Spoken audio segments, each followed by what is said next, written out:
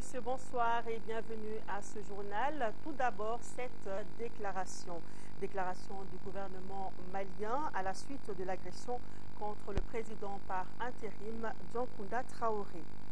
Le gouvernement du Mali condamne énergiquement l'agression perpétrée lundi 21 mai 2012 contre le président par intérim Dioncounda Traoré par une foule de manifestants incontrôlés. De tels actes inacceptables sont contraires aux valeurs du peuple malien ainsi qu'à la morale internationale et dénotent des dérives inqualifiables.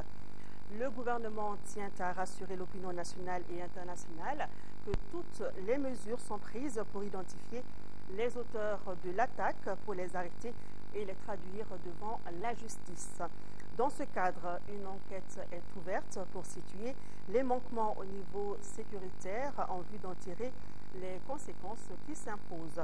Tout en réaffirmant son respect des libertés publiques et des principes démocratiques, le gouvernement tient à rappeler que les manifestations publiques obéissent à la réglementation en vigueur. Le gouvernement ne tolérera aucune violation des textes en vigueur dans ce domaine. En conséquence, les auteurs des faits répréhensibles répondront de leurs actes dans le strict respect du droit.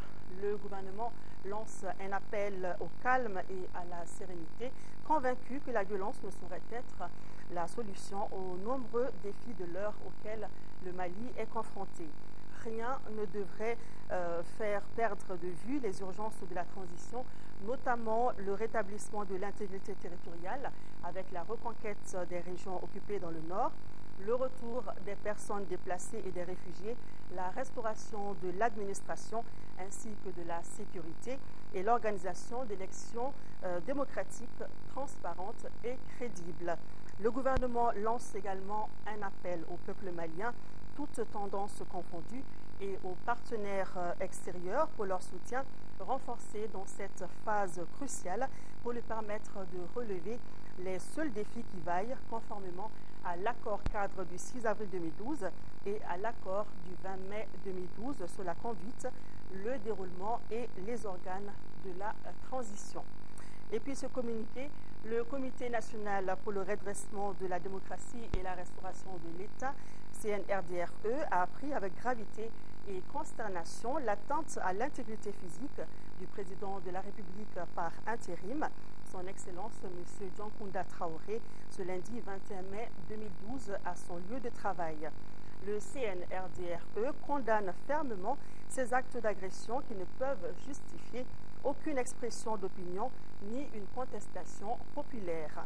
Le CNRDRE invite les populations au dépassement de soi et au respect de toutes les actions entreprises pour une sortie de crise louable et une transition pacifique dans l'intérêt supérieur de la nation. En ces périodes critiques que traverse notre chère patrie, seul le dialogue, conformément à nos valeurs sociétales, doit être notre guide dans la recherche d'une solution véritable. Le CNRDRE souhaite un prompt rétablissement au président de la République par intérim et invite les Maliens à plus de tolérance et de retenue. Signé le capitaine Amadou Ayassanogo, président du CNRDRE. Suite toujours à l'agression contre le président de la République par intérim, le professeur Dioncounda Traoré, le bureau de l'Assemblée nationale condamne avec la dernière rigueur cet acte d'incivisme et demande aux autorités que la lumière soit faite sur les événements d'hier 21 mai. Écoutons le docteur Abdraman Silla, 6e vice-président de l'Assemblée nationale, au micro de Tamsir Diabati. Depuis près de 2 mois, l'Assemblée nationale a alerté toutes les autorités sur l'impérieuse nécessité de veiller sur la sécurité des institutions, des personnes et de leurs biens. Hélas, c'est au moment où le pays est en train de parachever le processus de retour à une vie constitutionnelle normale que des groupes de manifestants ont perpétré le lundi 21 mai 2012 une agression physique inadmissible sur le président de la République par intérim, le professeur Dioncounda Traoré. Le bureau de l'Assemblée nationale condamne très fermement cet acte qui n'honore ni le Mali, ni l'Afrique, et entame la crédibilité de toutes les institutions de la République et la nation toute entière. Demande aux autorités gouvernementales de faire de façon diligente toute la lumière sur ces événements afin de traduire les présumés auteurs devant les juridictions compétentes. Exhorte les autorités gouvernementales à prendre toutes les dispositions idoines pour assurer la sécurité des institutions, des personnes et des biens. Autre réaction parvenue à notre rédaction, ainsi, l'Alliance pour le renouveau politique ARP, le Congrès national d'initiative démocratique SNID Faso Guiliwaton, le Parti pour le développement économique et la solidarité PDS, le Rassemblement pour le Mali RPM, le Parti pour la renaissance nationale PARENA, l'Union pour la République et la démocratie URD, le Parti Sadi Solidarité africaine pour la démocratie et l'indépendance, le Parti pour la solidarité et le progrès PSP, tous condamnent avec la dernière rigueur l'agression perpétrée contre le président de la République par intérim, professeur Dioncounda Traoré, hier lundi 21 mai, et demandent que toute la lumière soit faite sur les circonstances de l'agression et que les auteurs soient arrêtés et traduits devant la justice. Et enfin, ils souhaitent un prompt rétablissement au président par intérim Dioncounda Traoré. C'est la toute première fois qu'un président de la République est agressé dans l'exercice de ses fonctions, un acte qui a indigné l'ensemble de la population malienne. Écoutons quelques réactions au micro de Alpha Maïga. Même si on n'aime pas une personne, on peut l'exprimer, mais pas par les violences. J'ai honte parce que ce n'est pas le président qui a été agressé, mais c'est le Mali qui a été agressé. Donc ce n'est pas la personne lui-même. On ne devrait pas faire agresser un président. Un président, c'est celui qui nous présente dans toutes les nations. C'est juste une désolation pour le Mali. On n'en revient pas. C'est du jamais vu au Mali. La solution pour moi quand même, c'est une médiation. On doit s'asseoir pour parler. Autre réaction, le Haut Conseil islamique du Mali, la Commission nationale des droits de l'homme, CNDH, l'Association malienne des droits de l'homme, AMDH, l'Ordre des avocats du Mali, l'Union des travailleurs du Mali, UNTM, la Confédération syndicale des travailleurs du Mali, CSTM, la Fédération nationale de l'éducation, des sports, des arts et de la culture, FENAREC, le réseau Paix et sécurité pour les femmes de l'espace CEDEAO Mali, la Coordination nationale de soutien au professeur Dioncounda Traoré, CNSDT, et l'Association pour le développement socio-économique et technologique de la jeunesse ont appris avec consternation l'agression dont a été victime le président de la République par intérim, le professeur Dioncounda Traoré. Tous condamnent avec la dernière énergie cet acte de violence et demandent que les responsables soient sévèrement punis. Ouverture ce matin au gouvernorat du district de Bamako des travaux de la réunion du comité régional d'orientation, de coordination et d'évaluation du PRODES. Les assises de 2 jours doivent aboutir à l'élaboration d'un plan d'action pour la période 2013. À l'ouverture des travaux, les intervenants ont salué quelques résultats enregistrés. Par exemple, en 2011, le district de Bamako n'a connu aucune épidémie de choléra. Reportage de Mohamed Diarra. Les acteurs de la santé sont réunis pendant 2 jours pour définir les stratégies pouvant améliorer les indicateurs de santé au niveau du district de Bamako. Même s'il n'y a pas de chiffres disponibles, des efforts sont faits et salués par les autorités régionales. Par exemple, en 2011, le district de Bamako n'a pas connu d'épidémie de choléra. La liste des acquis n'est pas exhaustive.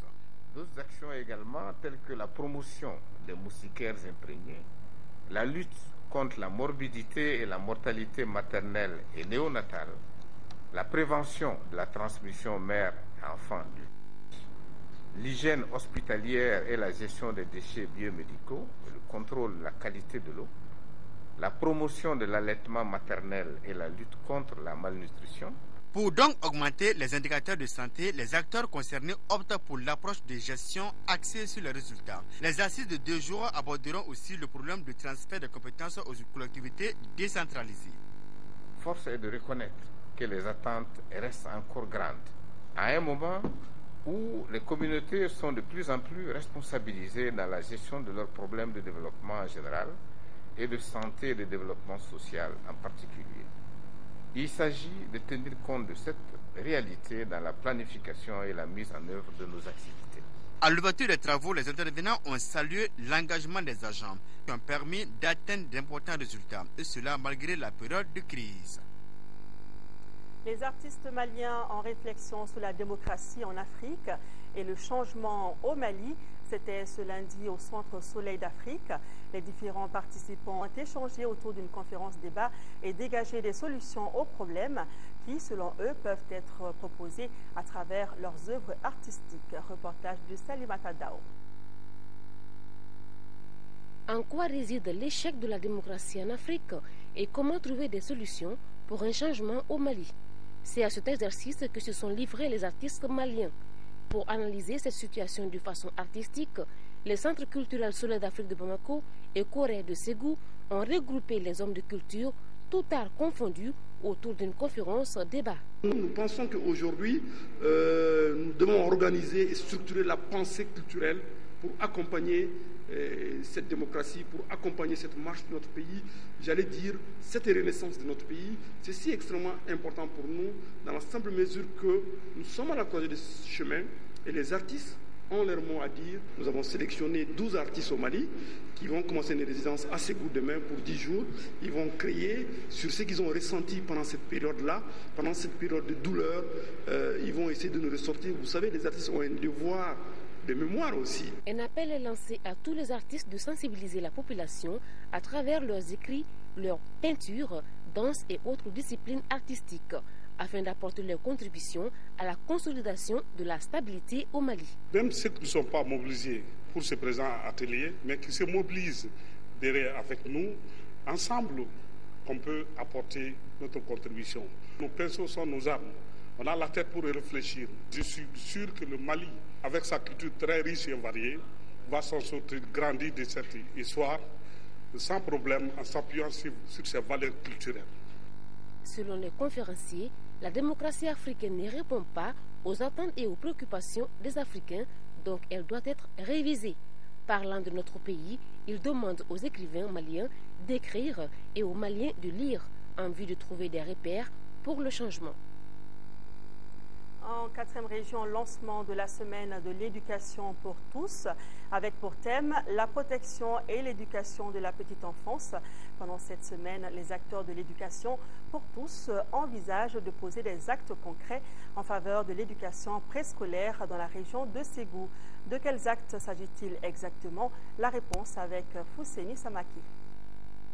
Cette semaine mondiale d'action organisée par le comité régional d'orientation de la coalition des organisations pour la société civile Éducation pour tous en l'an 2015 permettra non seulement d'analyser et voir les niveaux d'avancement dans l'atteinte de l'objectif de l'éducation pour tous, mais aussi et surtout inviter les décideurs à rendre davantage concrets les engagements auxquels ils ont souscrit pour l'amélioration de notre système éducatif. Dans notre pays, dans notre région, dans notre académie, combien de communes disposent d'un jardin d'enfants ou d'une garderie d'enfants ou d'une crèche? Je lance ici un appel à nos autorités administratives, politiques, scolaires et à la société civile afin que chacun se penche sur ce problème. Les autorités régionales de Ségou se sont engagées à assurer la protection et le développement de la petite enfance. Malgré les avancées enregistrées, beaucoup de chemin reste à faire et l'association nous interpelle tous. La célébration de la Semaine mondiale d'action pour l'éducation pour tous se présente de toute évidence comme une tribune d'éveil des consciences individuelles et collectives pour porter un regard quasi permanent et pointu sur l'être et le devenir qui justifie l'essentiel de notre existence. L'encadrement de la petite enfance est une étape importante dans la socialisation de l'enfant. Pour être efficace, les programmes de développement de la petite enfance doivent offrir aux enfants et à leurs familles des expériences d'apprentissage direct. Ces programmes doivent être intensifs orientée vers les enfants les plus jeunes et les plus démunis. Au programme de cette semaine, les visites des jardins d'enfants, les conférences débats sur la protection de l'éducation de la petite enfance pour la dynamique enclenchée par la politique nationale en faveur du développement de la préscolarisation au Mali. En 5e région, une mission conjointe du ministère de l'Action humanitaire, de la solidarité des personnes âgées et celui de la famille, de la promotion de la femme et de l'enfant à travers l'ONG Catholic Relief Service vient en aide aux personnes déplacées des régions du Nord. Les dons sont destinés à plus de 14 000 personnes déplacées des régions de Tombouctou, Gao et Kidal. Le reportage de Yacouba Maïka. Plus de 2268 tonnes de vivres constituées essentiellement de petits pois, de bulgur, de farine enrichie, de sucre et de sel iodé, c'est la quantité de l'aide apportée par Catholic Relief Service aux déplacés des régions du Nord. À cela s'ajoute un appui financier de 9 millions de francs CFA destiné à 600 familles d'accueil de ces déplacés.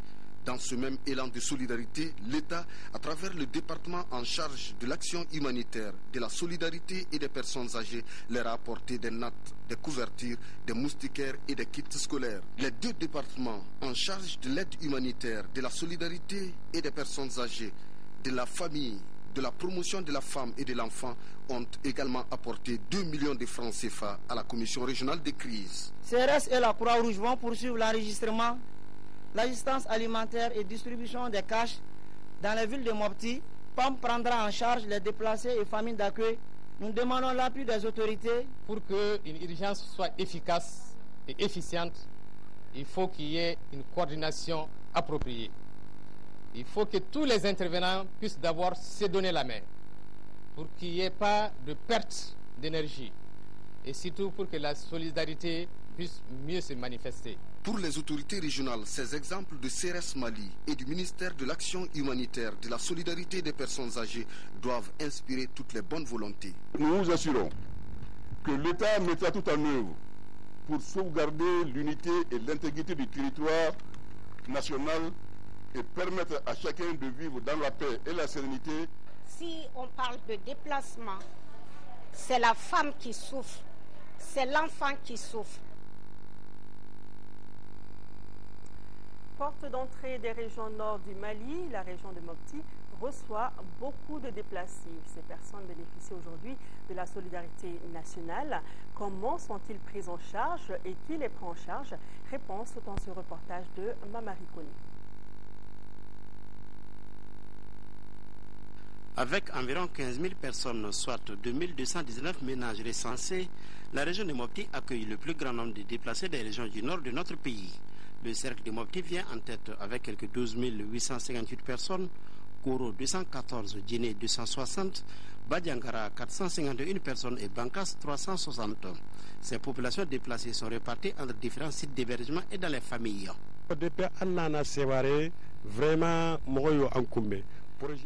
Dès que nous sommes arrivés à Sévaré, nous avons été bien accueillis par tout le monde, les représentants de l'État, des projets et la population. Ils nous ont donné à manger, ils nous ont offert des nattes et des couvertures, et certains sont venus apprendre à nos femmes les pratiques culinaires pour la préparation de certains aliments. Pour la prise en charge de ces personnes déplacées, un comité régional de crise présidé par le gouverneur de région a été mis en place. Il s'attelle à la recherche d'appui pour les personnes en détresse. Parmi ces déplacés, on dénombre plus de 1000 élèves. Toutes les dispositions ont été prises pour leur inscription dans les établissements scolaires. Au niveau de l'académie de Mopti, ça se passe très bien. Vraiment, ils se font inscrire régulièrement. Et à la date d'aujourd'hui, on a 1568 élèves inscrits dans tous les ordres d'enseignement au niveau du Mopti. Donc, au niveau du fondamental, vous avez 825 élèves, alors qu'au niveau de l'enseignement secondaire normal et l'enseignement technique et professionnel, vous avez 743 élèves inscrits. Les enseignants, on a à peu près une soixantaine qui sont dans nos murs, se sont fait inscrire aussi. Et dans les jours à venir, nous pensons à les redéployer. Nous sommes en train de voir là où il y a des déficits, où on a vraiment besoin d'eux. Pour une meilleure prise en charge des personnes, la solidarité régionale a beaucoup joué, comme ici chez ce transporteur de son état qui héberge 3 familles venues du Nord. D'autres se sont regroupés pour louer des appartements. Le problème d'hébergement se posait. Les autorités ont identifié des sites pour héberger les populations. Avec l'appui du gouverneur de région, nous avons identifié l'hôtel des chauffeurs, qui était un bâtiment de l'État malien, qui n'était pas encore habité.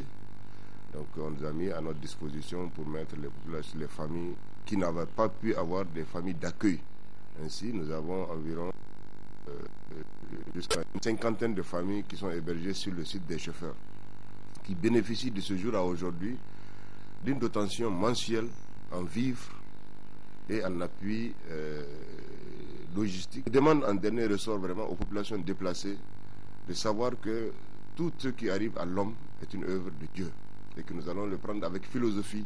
Je pense qu'en se donnant la main, nous pouvons vraiment gérer cette crise et que ce soit un triste passé. Sous l'impulsion du comité régional de crise, les partenaires au développement et les bonnes volontés se sont manifestés.